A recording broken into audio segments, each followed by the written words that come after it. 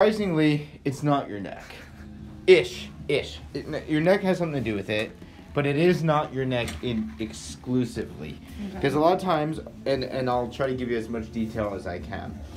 A lot of times people will have numbness and tingling coming from the left side or the right side, but they'll also have numbness and tingling associated with certain neck motions.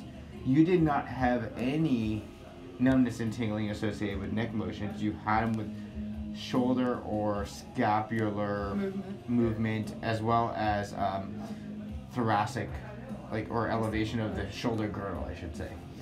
So what does that mean? You ever hear of thoracic outlet syndrome? No. TOS, thoracic outlet syndrome, is what you are experiencing.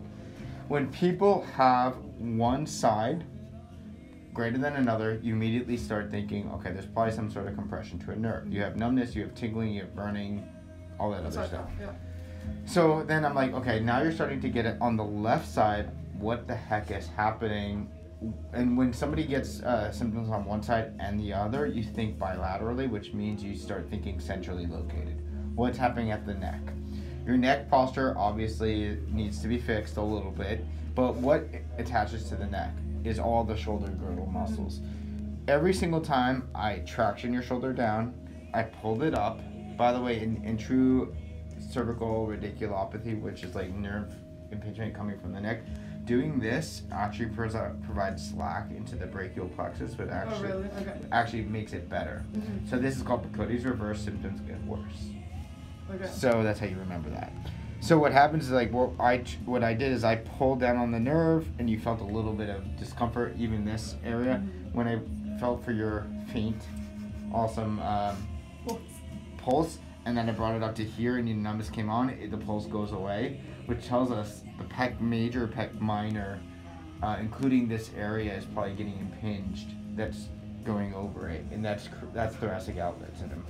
Thoracic outlet, by definition, to give you that, is pretty much this little region or this region. So let's just say this little triangle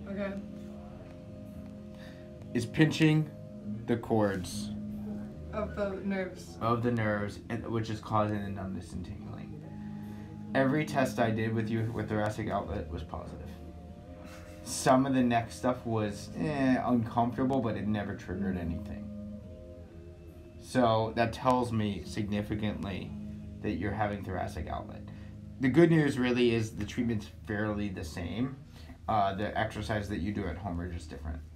Okay. So what I'm going to be doing is trying to free up a lot of the muscles that attach through here. You had a lot of tenderness and narrowing through here, so that's really what will work. And we're also going to be working through here, through the pec minor and pec major. So if we see, when we do this actually stretches the pec, and what happens is that when that pec gets stretched over, let's show that, over the nerves, it actually creates more tension in the nerve sometimes, and create some impingement of that, and that's what can create that numbness and tingling shooting down. So yes, you do need to work the pec and stretch the pec, but it's kind of hard to say that because you might need more mobility and to focus on upper and then work your way down as that gets better versus just starting right here. That's where, as a therapist myself, is I can do the work with you without pissing this thing off. So we will have to work a good amount through the chest and upper back and neck. Your neck range of motion, as you can tell, needs work.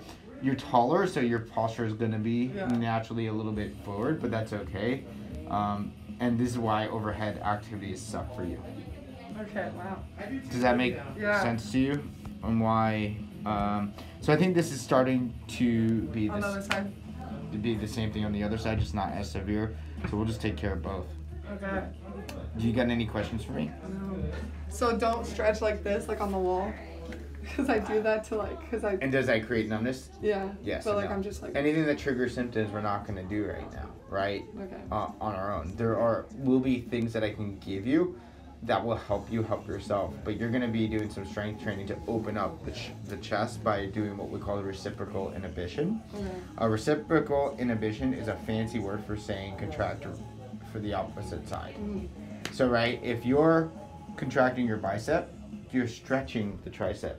If you're contracting the back muscles, you're stretching the chest naturally. So instead of without having to actually do a full stretch.